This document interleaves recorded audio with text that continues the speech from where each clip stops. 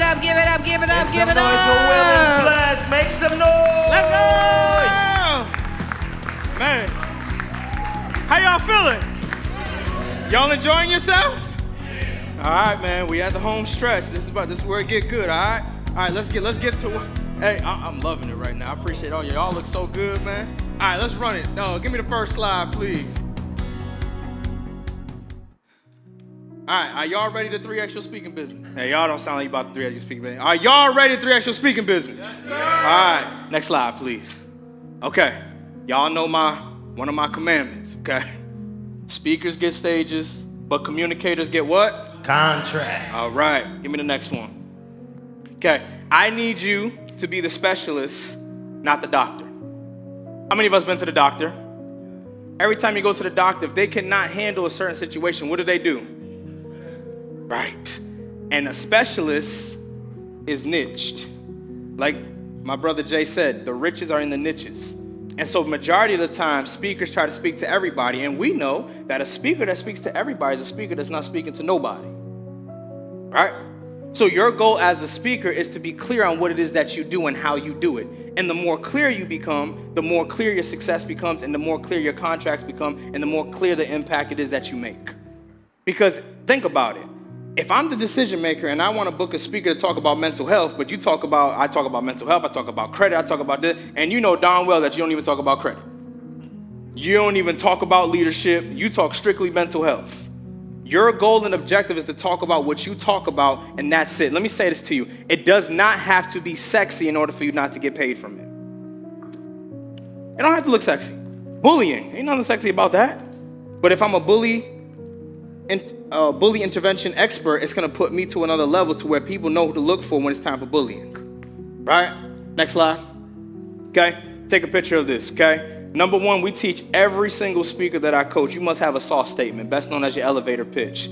If I don't know what you do, I'm not booking you, flat out. And as you can see here, right, it's just straight to the point. I equip students, student athletes, and administrators with tools to resolve internal and external conflict, increase productivity, and decrease burnout to maximize student engagement and post-graduation opportunities. Is that clear? Yes. Talk back to me, please. Is that clear? Yes. Okay, next slide. Okay, the how. Okay, take a picture of that. Teaching students and students athletes how to manage internal thoughts, which have been influenced by themselves, others, and their environment. So if you notice the slide before, that is what you're going to use if you make a phone call and tell people this is what I do when they ask you what you do. Because 9 times out of 10, when you call yourself a motivational speaker, the next question that they're going to ask you is, what do you motivate about? I got that for so many years. But the moment I said I'm a social emotional learning consultant, they said, oh, I know who to connect you with. That's Beck. Or that's John. Or that's Chris. I said, now we talking. You can't get past the first step if you don't even know what you do. So how are you trying to get paid if you don't even know who you serve? Next slide, please. The outcome, okay? So what do I do? How do I do it? And what's the actual result you're going to get by bringing me into your actual organization, okay? Increase attendance, increase classroom engagement, greater chance of attending D1, D2 colleges, and improve intro communication skills, okay? Next slide. Ingredient 2, visibility. The more you speak, the more you speak, and the more you've seen, the more you're seen. Here's the biggest issue with speakers today. They say to themselves, I'm not doing that for free. It irks me. Because it irks me for the people that paved the way for speakers. Like Dr. King and Gandhi and Mother Teresa. These people paved the way, and you mean to tell me that you're not going to do it for free? You're more focused on being paid. Let me say this to you. If you're focused on being paid, you may get paid, but you're not going to change the world. Listen to me. I spoke for free for a long time. I spoke for free for 5 years because I didn't have guidance.